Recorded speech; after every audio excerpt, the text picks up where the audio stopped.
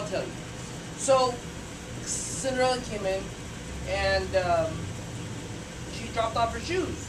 Okay, but I gave her a claim ticket, and the shoes were supposed to be done in a week.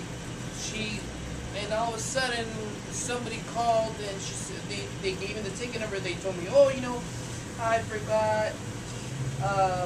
I don't have my ticket, but I have my ticket. I remember my ticket number, and can I go pick up my shoes?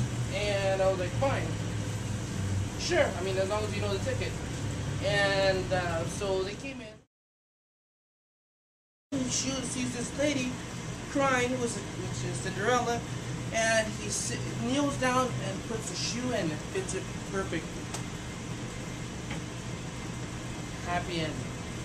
And all because of your company? Yeah. Pablo's Shoe Repair.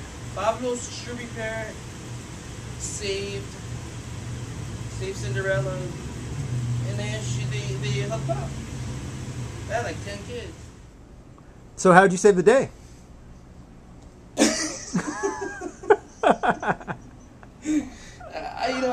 I had to call my insurance guy, and he told me that merengue.